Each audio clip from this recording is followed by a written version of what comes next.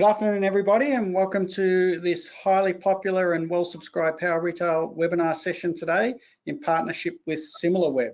Thank you all for joining us. Today's webinar is From Click Frenzy to Boxing Day, Stay Ahead of the Competition in 2021. In the 45 minutes to come, we'll provide you with a view of how the retail sector is recovering, who's leading the charge, who's struggling, and a big deep dive into the key shopping events of 2020 with a look at what we can expect in 2021.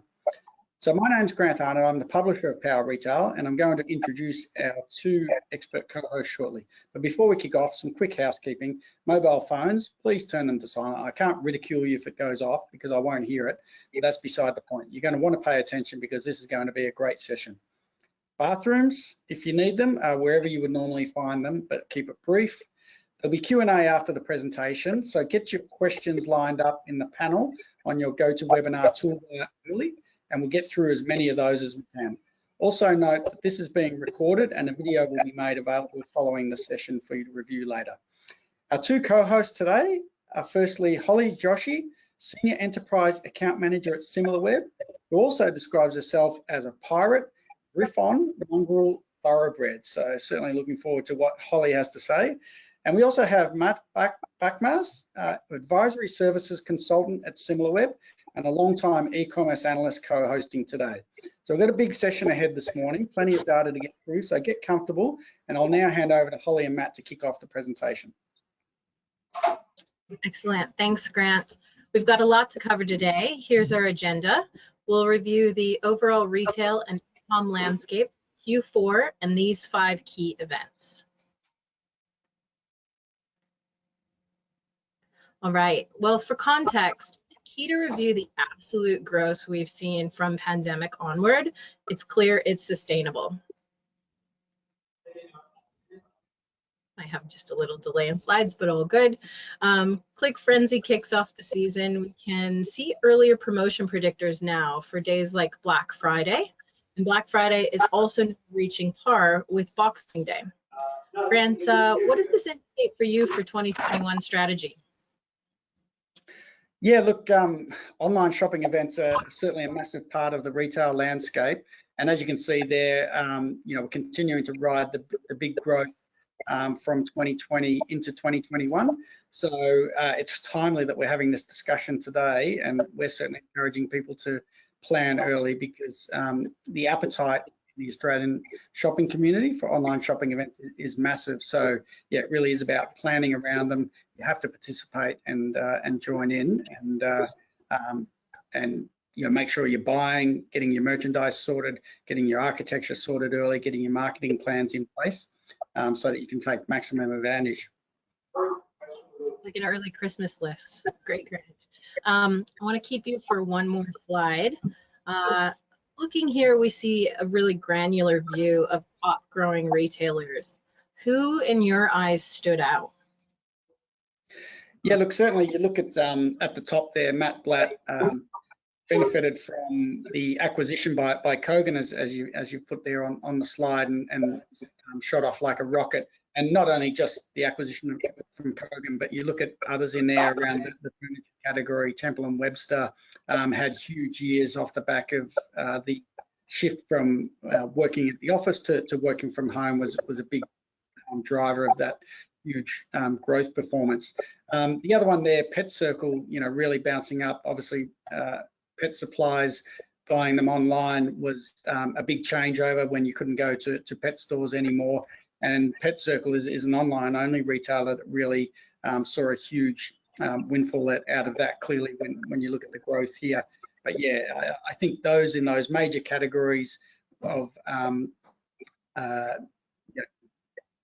working from home type components, but also the daily acquisition of pet supplies and so forth, were the major winners out of COVID last year.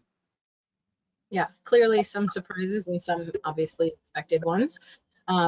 So now that we've set our macro view, let's dig into our key events. We'll start with Prime Day, and I'm going to hand it over to Matt to discuss the July impact and a little bit more analysis. Thanks, Holly. So I guess Amazon Prime Day was the first major event of Q4. typically taking place in July, Amazon did decide to delay this event. So we'll see what impact that had on Amazon's traffic throughout the quarter. So we start looking at daily traffic to Amazon, and you can see there that Prime Day is pretty much on par with Black Friday, and Boxing Day, I guess, coming in third place, although all still very close. However, I guess the key question is, has the close proximity of Prime Day to Black Friday for Amazon had an impact on Amazon's typically strong Black Friday? So when we look at the year-on-year performance, looking at daily average visits, so we start with Prime Day. So, I mean, it might not exactly be a like-for-like comparison because we're comparing October in a pandemic to a regular July of 2019. But you can see there 102% growth for Prime Day. So Prime Day was really successful for Amazon. However, when we start to look at Black Friday and Cyber Monday, we add November for context. So daily average traffic during November was up 86% for Amazon. However, traffic during Black Friday to Cyber Monday was only, and I say only, up 56%. So it does look like there might have been some impact from having these two events close to each other. Black Friday is typically Amazon's biggest day of the year, and having Prime Day about a month out or about 6 weeks out seems to have had an impact in dampening the growth of Black Friday. And then looking at the top categories within Amazon in terms of visits and conversions, I guess there are no surprises. In terms of traffic, the computers and electronics categories drive the most amount of visitation to Amazon. However, on the other hand, when you look at what categories have the highest conversion, it's the CPG categories. So you've got the health, household, and personal care. You've got pantry and pet supplies, and you've got baby categories. So it does give you an indication that even though more people go to Amazon to research computers and electronics, maybe the more expensive the product or the larger the product or the more one-off the type of purchase, the more research they're doing and the less purchasing they're doing. But for the other categories, which might be a bit smaller, there's definitely a stronger purchase intent and a greater likelihood of conversion on Amazon. So that kind of summarizes what's going on within the Amazon site during October. Cool, and then just wanted to bring it back to Click Frenzy. We see this is really the event that kind of kicks off the shopping season in early November. And we saw that in May, many records were broken, and I'm sure Grant will be able to elaborate. But November just also went from strength to strength as well. So if we look at the visits growth, so what we've done is we've taken the top 30 participants to Click Frenzy, and we've looked at their kind of daily growth compared to selected non-participants or the top non-participating retailers over November to see what that looks like. So you can see that even entering November, there was about a 20 to 25% uplift in traffic compared to the previous year. And that's, I guess, the influence of the pandemic. But then you see that when Click Frenzy started, the traffic to the top 30 participants pretty much doubled. That's a peak on the 10th of November compared to the previous year. So I guess, Grant, this is where I want to hand over to you and get your take on what you saw during this year's Click Frenzy during November. Yeah, well, certainly it's reflected there. So those who are regular, our top 30 participants, typically regular Click Frenzy participants, they really know how to execute around an online shopping event, and therefore they drove a huge amount of growth. So there was a natural, roll-on growth that we saw that we expected. As you said, Mayhem was big for us, November was big for us, but it's great to see that those who are learning, those who are really leaning into online shopping events and investing appropriately in all of their marketing and their merchandising and their buying and their planning and things I said earlier, have a really, it's not just a big day, but it's almost a month's plus worth of sales in a day and a huge new customer acquisition opportunity. So it's just such an important strategic component of the calendar. And yeah, I feel very proud of those retailers who are executing so well using Click Frenzy, that they're able to capitalize, and it's really evident here, when you compare it to the rest of the pack. Right. I guess just holding on to that thought, on this slide we're looking at traffic to some of the top participants that saw the largest growth and we're comparing the week before, the week during, and the week after. So you can see that for most participants, they're able to at least hang on to some of that growth heading into the November or even December period.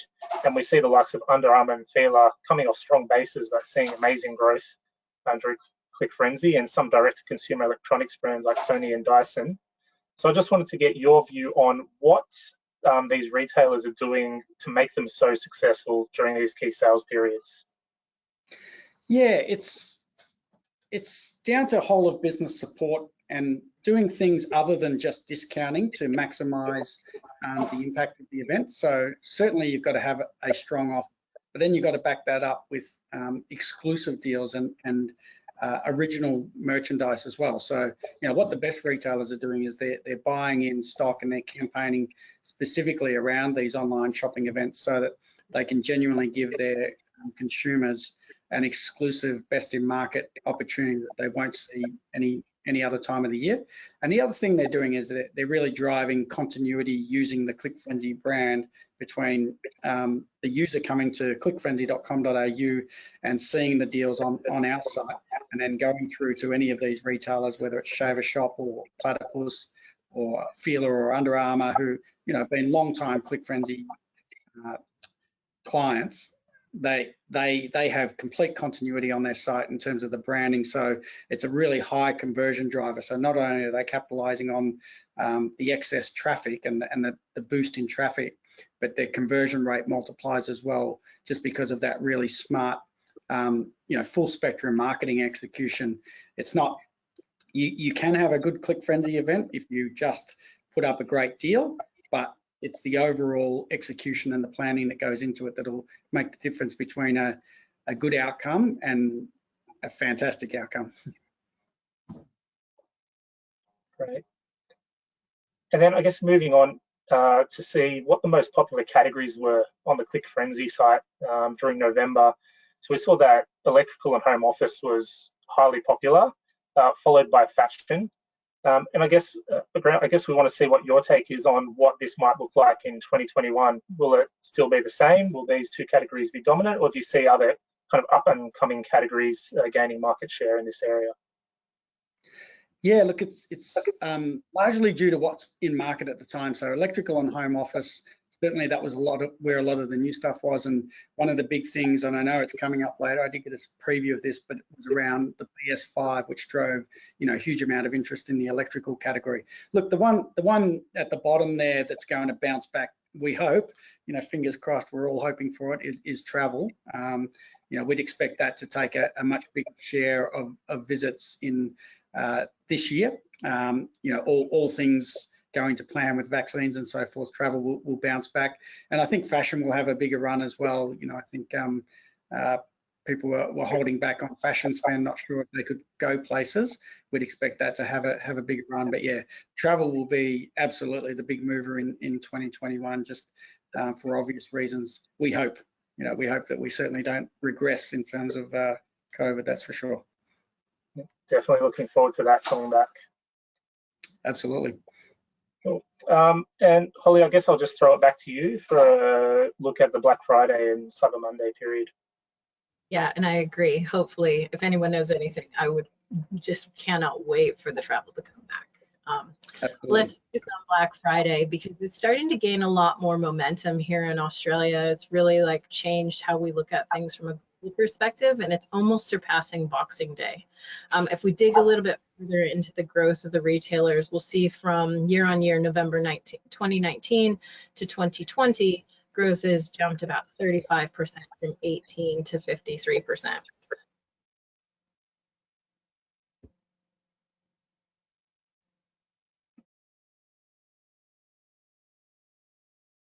I think, Matt, you were going to jump into the PS5 stuff for us. Yeah, so yeah, we looked at the top non-branded keywords driving traffic to the key retailers in November, and I guess no surprises that, you know, there were a few key launches of gaming consoles in the PS5 and the Xbox Series X, and that dominated, and we'll go into that in a bit more detail. One thing I think this highlights and we'll look at is that the timing of product launches and key events is really important, and not just product launches, but also external conditions. So you'll see portable air conditioner there.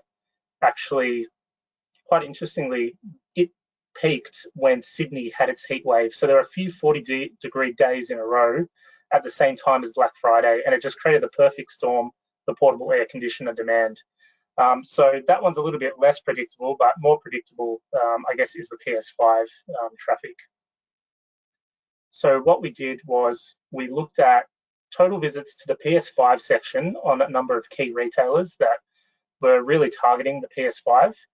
And so what you can see is really the anatomy of a brand launch. So on the 16th of September, you had Sony's PS5 showcase events where they announced the launch date, pricing, games, and now open pre-orders. So spiking traffic, then it's dropped again. And then for the actual launch, which was the 12th of November, traffic spiked once again. So you can see the different peaks in demand. So we see JB Hi-Fi winning at both stages. We saw EB Games performing better during that announcement phase, but then a retailer like Big W and Harvey Norman doing a lot better during the actual launch phase, which could be a difference in strategy. But let's have a look at what JB Hi-Fi was doing in terms of driving that traffic.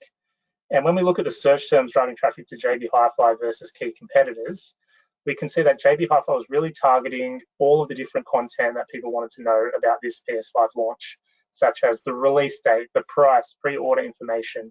And in general, they were really winning organic search. And I do stress organic search, because if we go back a few slides, you might notice that the paid search was really quite low on these products because these retailers could not fulfill supply to counter the demand coming from visitors and consumers of these products. So you don't really want to be bidding on terms that you can't fulfill anyway. So I guess, Grant, you mentioned that during Click Frenzy, and we saw in that chart, you really saw an increase in demand for the PS5 as a product. I just wanted to get your thoughts about how brands can take advantage of key product launches, key events, and be flexible to take advantage of this, and also what to do when demand is outstripping supply.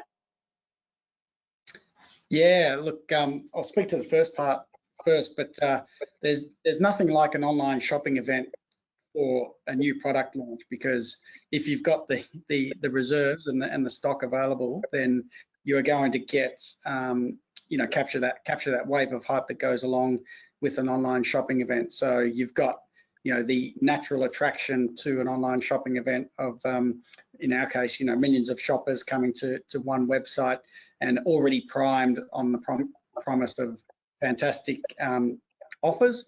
Now, the good thing is when you're launching a new product, you may not have to extend too far on the offer. Just the fact that you're launching that product at that time is going to be almost enough if it's a highly desirable product to get it moving. But what you can do with an online shopping event is centralize all of your retailer partners selling the same product in the one place. So it's really powerful from that perspective as a brand. And we've seen that with PS5, we've seen that with other partners of ours like Dyson and Bose, who leverage those when they're launching new products as well. So it works brilliantly from that perspective. So if you can, when you are launching a new product, instead of trying to launch it into clear air and entice shoppers out, if you want to go where the shoppers are, we'd encourage you to plan that product launch around an online shopping event, because you're certainly going to get maximum impact. As to the second part of the question, I think when you are your stock is in short supply, well, there's brands that would love that, saying, oh, we can't keep up with demand. That's a good problem to have, but certainly it can alienate consumers. The fever over the PS5 particularly has been a phenomenal part of the latter part of 2020 in terms of people trying to get their hands on these products. We know we struggled.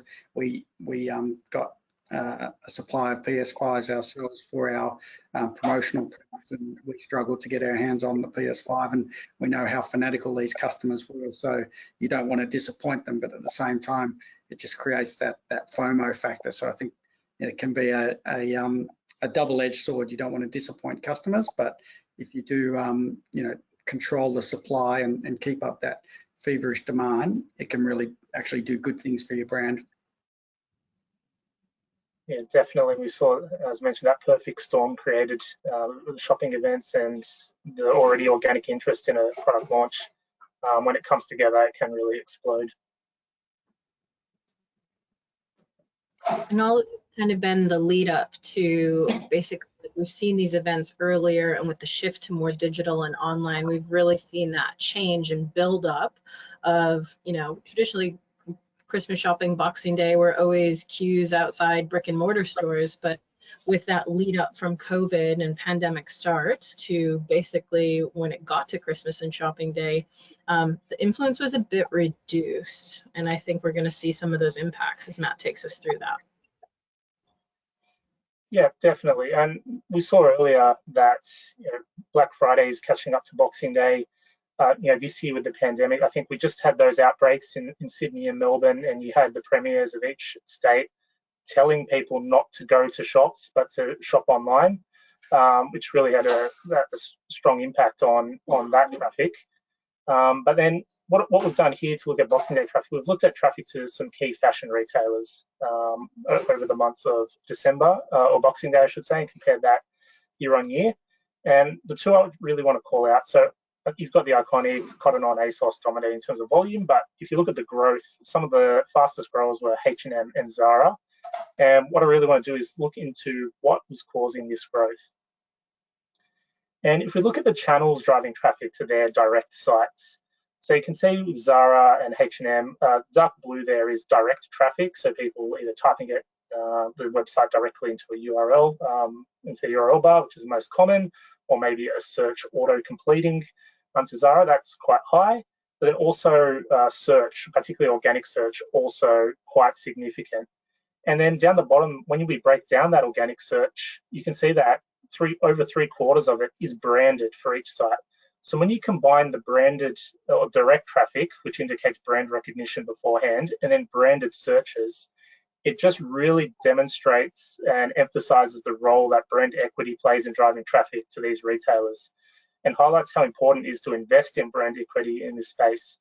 So other channels might be great for driving traffic, but it's the power of the brand that drives a lot of traffic in this scenario. And then breaking it down to some of the other channels. So, you know, looking at one of the higher players, the iconic, which did see strong conversion growth in December. We look at the key channels driving conversions, and I really want to highlight referrals. So even though it's a relatively small channel, it doesn't drive as much traffic or conversions as direct or organic search or paid search. It has a really strong conversion rate. And when we start looking at some of the incoming referral sites driving traffic to the iconic, there's definitely a clear strategy for them. So the first one is to really target those deal hunter or reward sites, likes of an Oz Bargain, Shopback, Unidays, Cash Rewards, Deal Moon, all driving a relatively high volume of traffic to the iconic. But then also you've got the fashion aggregators and a real focus on their affiliate strategy. And in particular, we've got Fashion Lane and ShopStyle. So we can see a very clear strategy from the iconic. They know that referrals is not going to drive a large volume of traffic, but the real strong conversion rate makes it quite lucrative if you can find the right deals for those deal hunters on the deal sites, and also if you can find the right affiliates who are going to drive a lot of traffic to your site, where people might do some more comparison shopping or just generally do their research before ending up purchasing on your site. And the last thing I wanted to look at for Boxing Day, I guess, was the buy now, pay later impact. So on the left-hand side, what we've done is we've looked at the portal.afterpay.com site, and we're looking at what are the top sites driving traffic to that site. So you can see eBay dominating, and that makes complete sense. We saw eBay's partnership with Afterpay start in April, and it seems to be highly successful. And then we have a number of other retailers driving a high volume of traffic, such as the iconic, Catch, Big W, Kogan, rounding out the top 5 there. But then also, I guess it's important to look at what percentage of overall outgoing traffic from these sites goes to portal.afterpay. And we can compare this to something like PayPal or any other outgoing sites to see how it measures up. But I thought what was most interesting here is Mecca and Adore Beauty, and I've highlighted those because they have the highest proportion of their outgoing traffic going to Afterpay. So it really shows how reliant these beauty sites are on the buy now, pay later programs, in this case Afterpay. And I guess Grant, I want to throw it back to you as well to get your view on, the buy now, pay later craze. We've seen Commonwealth Bank in recent days stating that they want to get in on the action as well, and what impact this has had on, the online retail industry over the last few years, and what it might look like moving forward as well. Yeah, wow, how long have we got? So it's a big question. Yeah, buy now, pay later, look, without a doubt has had a seismic market impact and is continuing to do so. And what we are seeing is obviously Afterpay is the front runner, but we're seeing a number of other players emerge in the market. You mentioned CBA who are coming in. PayPal, have announced they're opening their buy now, pay later product in Australia. So for those who have existing PayPal accounts, for those who have existing CBA accounts, it's going to be a no-brainer to shift across if you are inclined towards the buy now, pay later model. For retailers, it means you have to offer some level of buy now, pay later option, and most of them, or many of them, are offering multiple buy now, pay later options as well. Many of them, do come with higher merchant fees, so that's something to watch out for. I know that's the case predominantly with Afterpay, where you can be creating the extra incremental top line sales, perhaps at a margin cost. So that's really for the CFO to work out. But you can look at the likes of Mecca and Adore Beauty, as you say, who are heavily leaning into Afterpay customers, and they are a particular type of customer, and they are regular habitual online shoppers because it is made easier through Afterpay.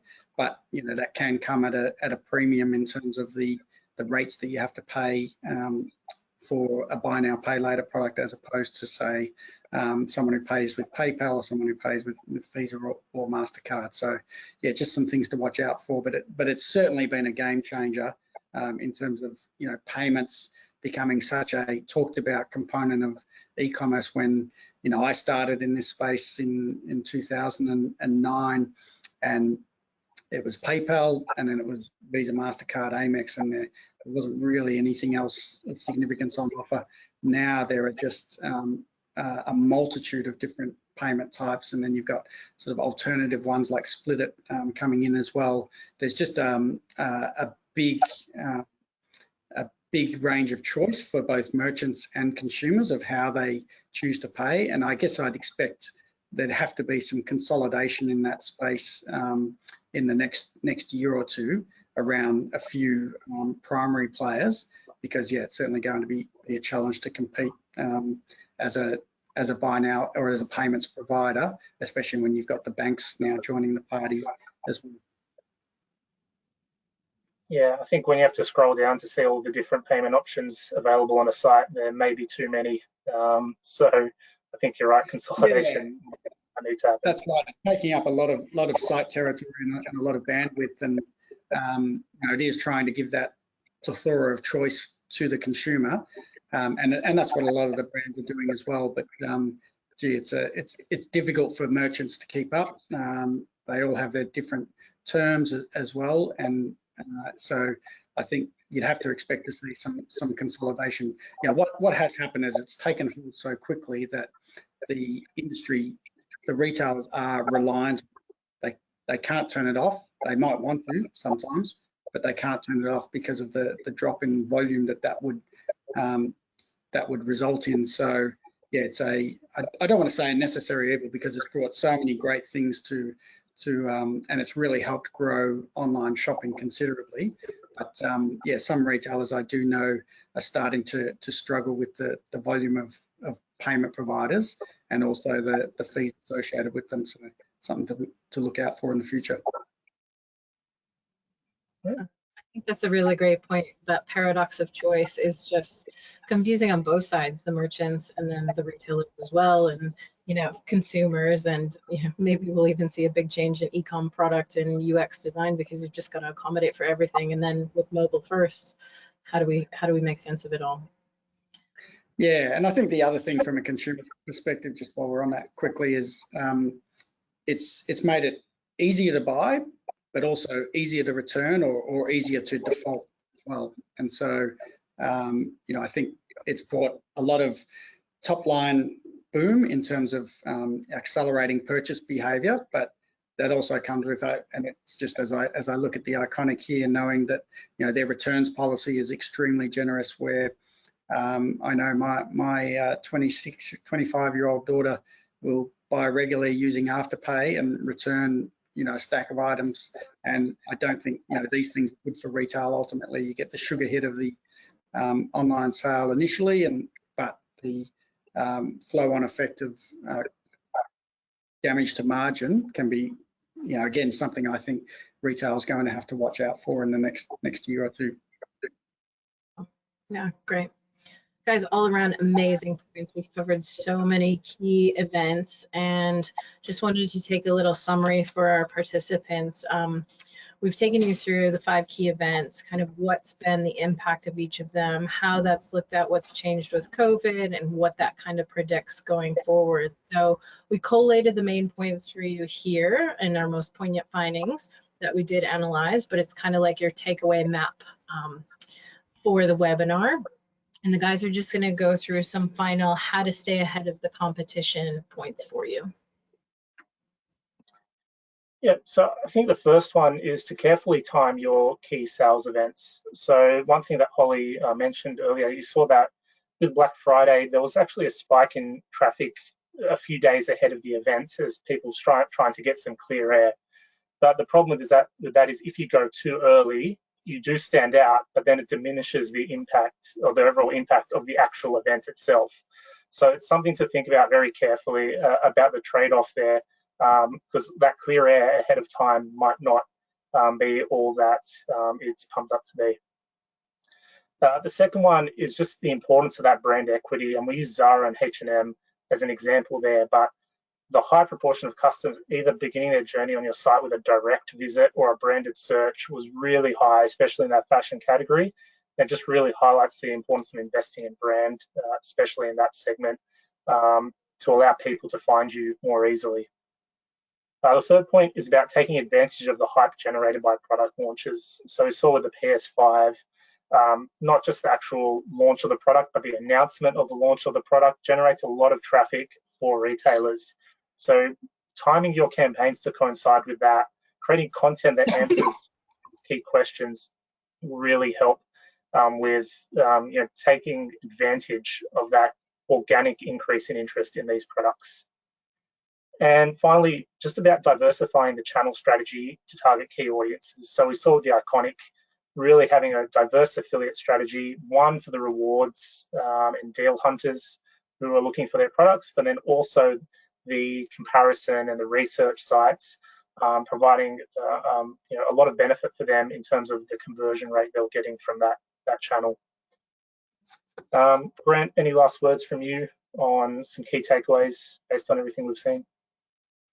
Yeah, look, I think that's a great summary of how to stay ahead of the competition. So I think all of those, it's a really good, strategic outline. Just take that and run with it. Thanks, SimilarWeb. Yeah, the only other thing I would say, I guess it comes down to, you talk about carefully time your key sales events, but planning is a big part. And the planning starts now, not a month before the event, but the planning for some have already started. And I guess I go back to not my personal experiences, but looking at the experiences of those that we know execute well, that do really, really well out of events like Click Frenzy and others. They're planning well in advance, and they're not just using it as a clearance outlet just to move on some old stock, but they're using it as an opportunity to really acquire new customers through some genuine exclusive offers on some really good product. And then it's that follow-up component that's so important. Don't expect, okay, yep, they place the order and they'll be there for life, but make sure you're nurturing that customer through that life cycle management, because it's hard work to get customers these days, and you want to certainly take care of them and make sure you can nurture them along that precious loyalty journey, because that's definitely the key. We see so many people that have dipped a toe in the water with an online shopping event and not really done the appropriate level of follow-up. And I see it because I'll mystery shop effectively and become a customer myself, and I'm missed opportunity so many times. So I think far beyond just, okay, we've got to do a great deal. It's so much more than that if you really want to execute well. It's a great deal plus all of the other things that go into making that customer yours for life, and that's where you get the true benefit. All right. Well, yeah, I want to say thank you to you both for an excellent presentation, and thanks for having me involved. It's now time for Q&A from our audience. So as I said earlier, anyone who's got a question to ask, go ahead and pop it in the sidebar, and any three of us will endeavour to respond. To kick off from myself, Matt and Holly, just back to the Iconic.